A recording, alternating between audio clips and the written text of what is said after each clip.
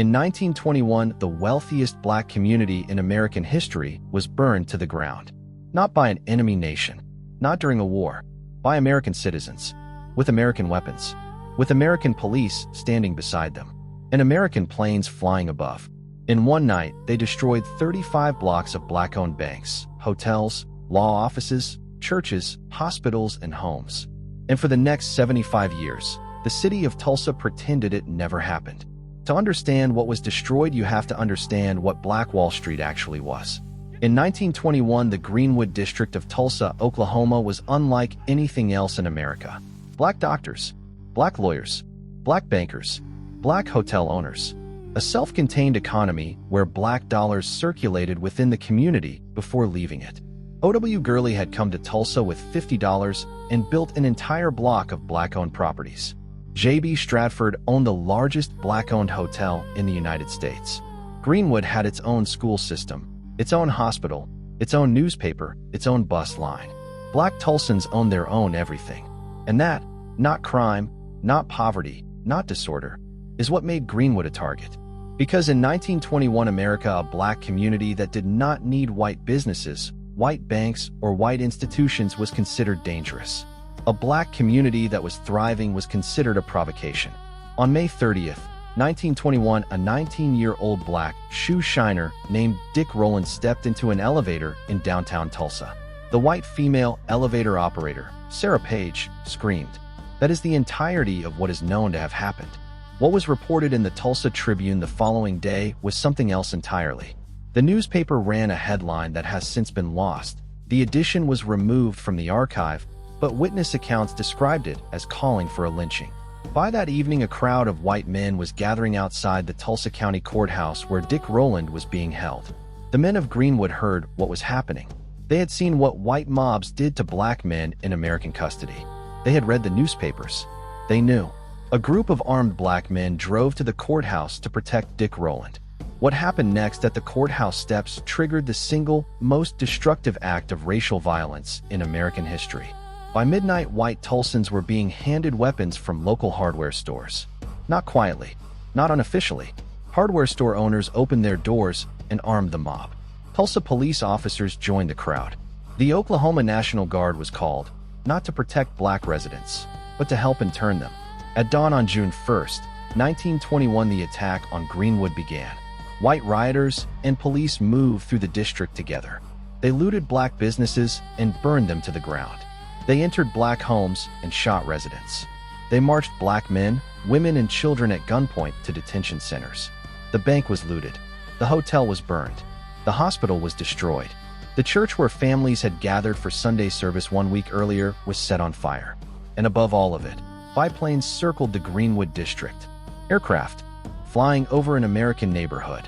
Witnesses and survivors reported being shot at from the planes. Others reported the planes were dropping incendiary devices onto buildings. The official position has always been that the planes were there for observation only. But by the time the sun set on June 1st, 1921, 35 blocks of the wealthiest black neighborhood in America had been reduced to ash. Over 300 black Tulsans were dead. 10,000 were left homeless. Every insurance claim filed by black survivors was denied. Every single one. The same system that denied the humanity of Greenwood's residents denied their insurance claims too. Dick Rowland, the young man whose elevator ride started all of it, was released without charge days later. Sarah Page had refused to press charges. There had been no assault. There may have been nothing more than an accidental stumble. 300 people were dead. 10,000 were homeless. And the young man at the center of it was released because there was no crime to prosecute. Just a rumor. Just a newspaper headline. Just a mob that needed a reason. The Tulsa grand jury investigated the massacre. Their conclusion was that the black community and outside agitators were responsible for the violence. Not the mob. Not the police who marched black residents at gunpoint. Not the hardware store owners who handed out weapons. Not the pilots in the planes. The black community. Tulsa then attempted to rezone the destroyed Greenwood District for industrial use, making it legally impossible for black residents to rebuild on their own land. The community fought back and won the right to rebuild, but no compensation was ever paid. No criminal charges were ever filed. No officer was disciplined. No store owner who handed out weapons was arrested.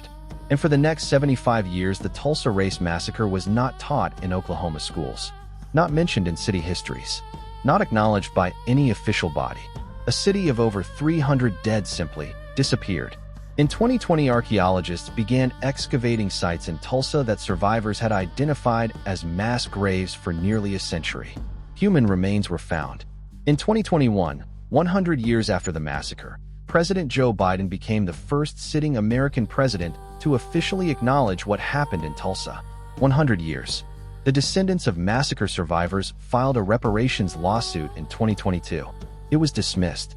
A court decided that the descendants of people whose wealth was destroyed by the government and a mob they armed had no legal standing to seek compensation. No reparations have been paid. Not $1.